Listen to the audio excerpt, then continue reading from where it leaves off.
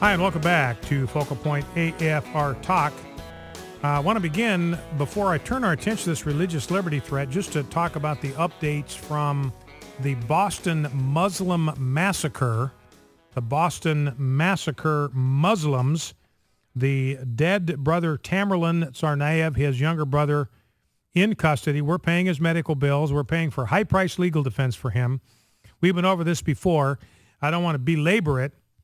But constitutionally, he has absolutely no right to have us pay for his attorney. None, zero, zip, nada. I cannot emphasize this enough. Now, the Supreme Court has said that we have to pay for criminal defense attorneys, public defenders, but the Constitution doesn't say that. And the Supreme Court is not the Constitution. The Supreme Court has been wrong before. Think Dred Scott. The Supreme Court makes mistakes. They make mistakes all the time. Made a huge mistake in the health care bill. They made a huge mistake in the Lawrence v. Texas ruling in 2003. So they make mistakes. And this is just wrong. When the Supreme Court, criminal defendants have a constitutional right to have us pay for their attorney. That's nowhere in the Constitution. Let me tell you what the Constitution does say. I've already gotten myself off track here. This is going to be scrambled today. Let's see where that statement is. Here it is. It's actually Amendment 6 in the Bill of Rights. In all criminal prosecutions, the accused shall, the assistance of counsel, have a right, will enjoy the right to the assistance of counsel for his defense.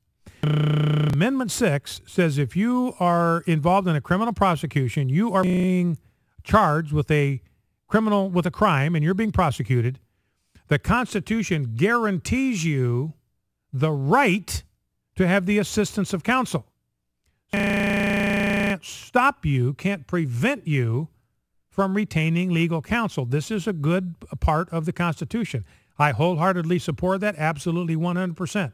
I think everybody that's charged with a crime ought to have the assistance of counsel to prepare his defense. I'm for that. However, you will notice conspicuously absent in Amendment 6 is any word whatsoever that other people have to pay for you to get the assistance of counsel. You've got a right to it. Government can't step in and prevent a lawyer from seeing you, prevent a lawyer from helping you build your case and defend yourself, but there is absolutely nowhere in the Constitution it says that we have to pay for this. And that's where the Supreme Court has gone wrong. So this Zokar guy that killed 3 people, blew the legs off of 25, put 265 people in the hospital, he has a right to a counsel, but he has should have the responsibility to find a way to pay for it himself. So we have this kind of double indignity of not only having suffered the loss of American lives at his hands, but now the second indignity of being forced by judicial activists to pay for his defense. Anyway, I don't know how I got off onto that. You know what? We were all told from the beginning by authorities in Boston, hey, these guys were acting alone. It's a lone wolf deal. These guys are knockoff jihadis, according to Joe Biden. Nothing to see here. Move along. Guys just lunatic fringe. Now we find out that the authorities have taken 3 more suspects into custody in the Boston Muslim massacre. 3 more taken into custody just this morning, 2 of them from Kazakhstan. And they tried to cover Zokar's tracks afterwards. Apparently, they went into his apartment and took computers and other equipment to try to protect him from being discovered and prosecuted.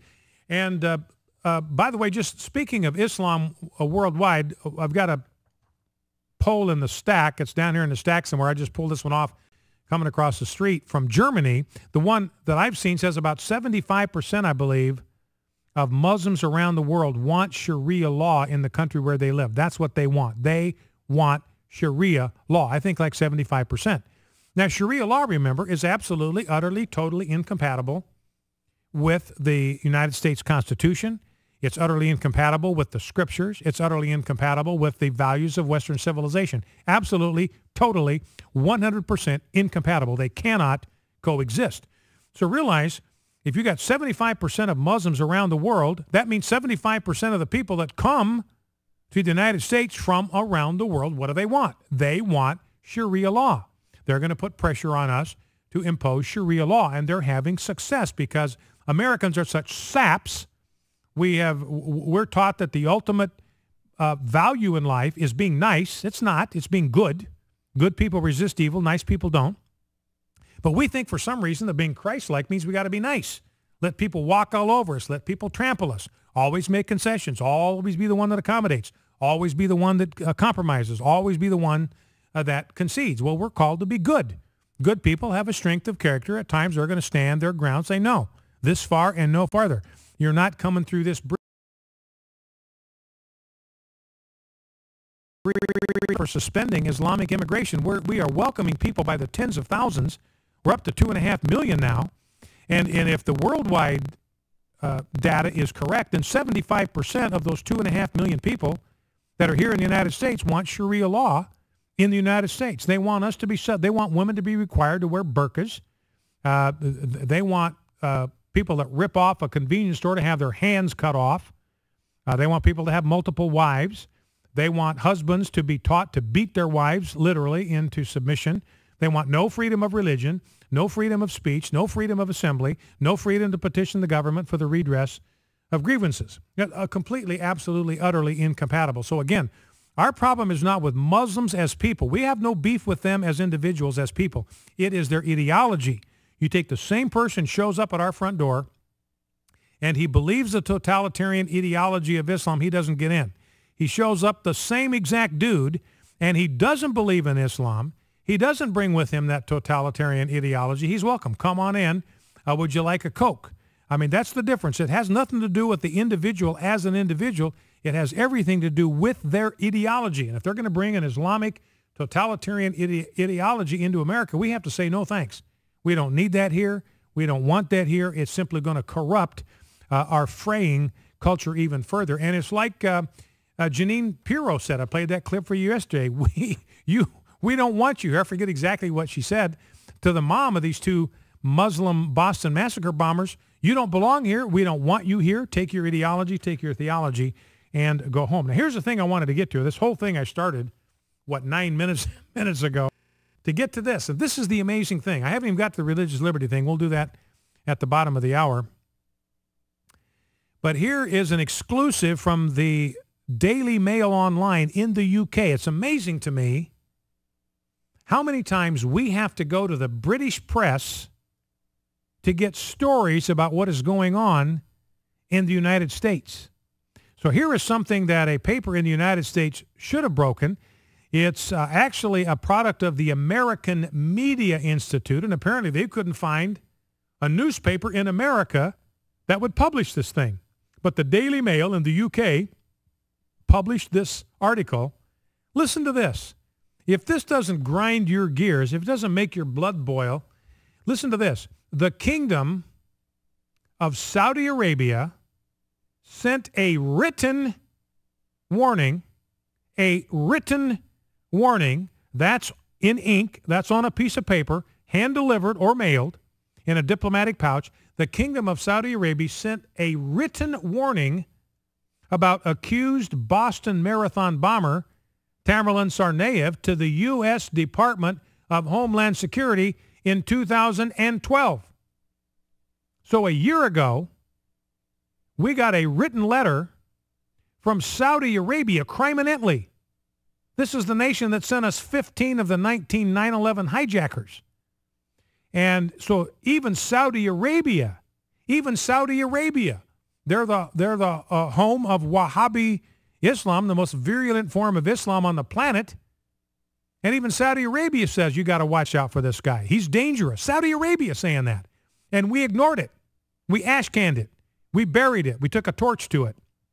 I mean, this is just really grinding my gears. And this information comes from a senior Saudi government official with direct knowledge of the document, a guy that's seen it with his own eyes, handled it with his own hands.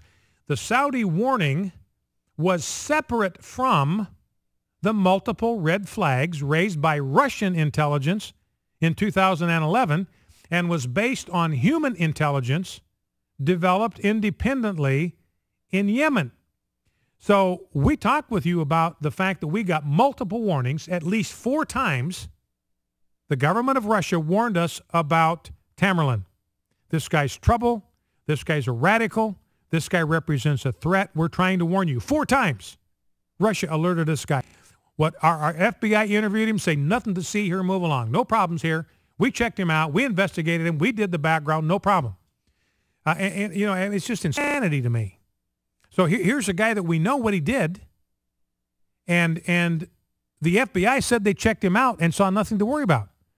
So, I mean, you think about that for a minute. How many other Muslims are there in America that are the next Tamerlan? Our FBI, Homeland Security, has been warned about the guy. He's been checked out.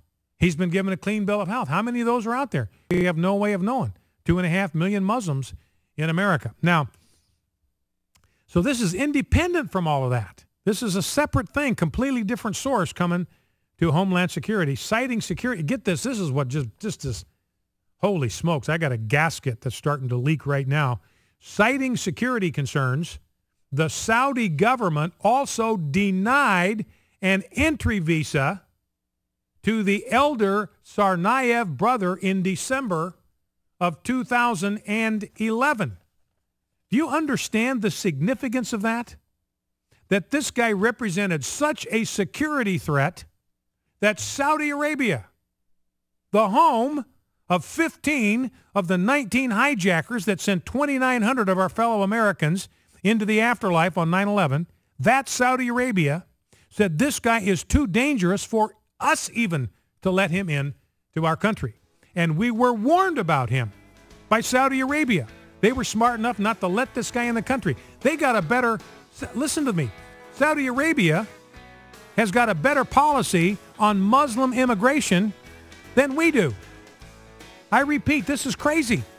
Saudi Arabia has a better policy on Muslim immigration than we do. Saudi Arabia turns down more Muslims that want to enter their country than the United States of America does. And one of the people that we let in is a guy that killed 3 Americans, blew the legs off of 25 of our fellow Americans, and sent 265 of them to the hospital. This is just crazy. And this Tamerlan guy, he was mentioned by name in this letter. 2012, we were warned by this guy. So, I mean, this is just getting to the point of criminal negligence on the part of our president and Homeland Security. Back in 2. It's warming.